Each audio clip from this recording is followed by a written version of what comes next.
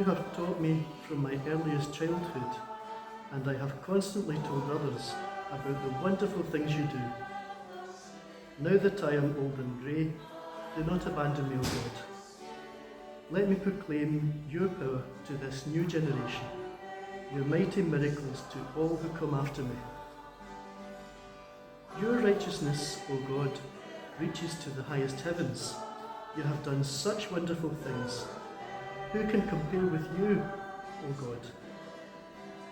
You have allowed me to suffer much hardship, but you will restore me to life again and lift me up from the depths of the earth. You will restore me to even greater honour and comfort me once again. Can you tell us a little bit about Gideon and why he's important on your faith journey? Gideon, he features in the book of Judges in the Old Testament. Gideon was just an ordinary man. He was like us in many ways. He was nothing special. But the Lord had a different opinion of Gideon, and he, through an angel and a vision, he spoke to Gideon and asked Gideon to take on a task or do something that Gideon just thought, wow, that's not for me. I'm just an ordinary bloke. He asked Gideon to really become a mighty warrior and take on a huge army of over 3,000 when Gideon only had an army of 300. Gideon was quite worried about this and not overly confident, and he didn't trust in the Lord initially. I don't feel he did 100%. He knew the Lord, he loved the Lord, but he was wary of this request, Jane. And he asked the Lord for a sign. But he didn't just ask the Lord once for a sign and take the answer. He asked the Lord twice for a sign. And then so he got an answer both times. And the sign was, he basically said, if I put a fleece out and there's the dew on it in the morning, then I'll believe you. And then he asked again the reverse of that.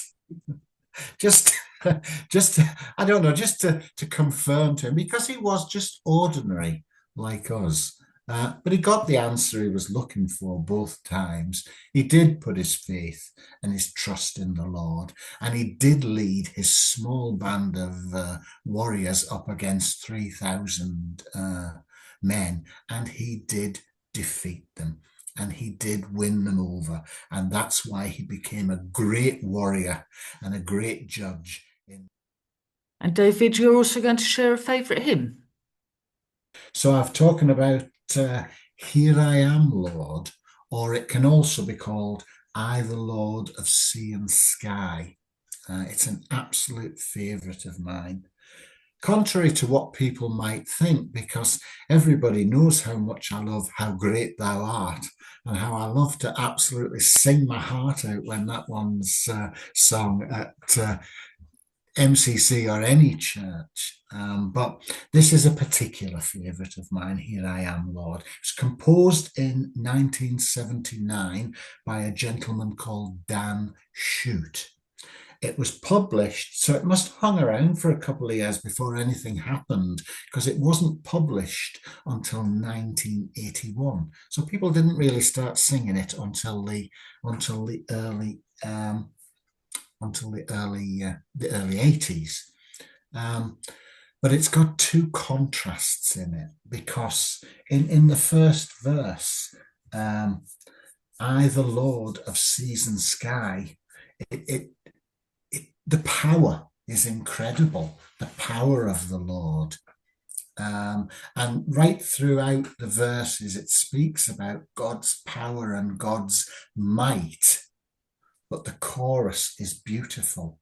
Here I am, Lord. It is I, Lord. I have heard you calling in the night. I will go if you lead me. And those words are just absolutely beautiful. And I don't sleep incredibly well, unfortunately, and a lot of times through the night I am wakened, and I do find myself in prayer,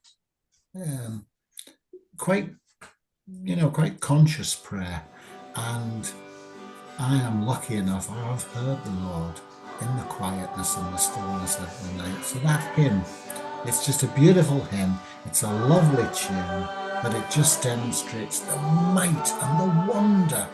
I, the Lord of sea and sky,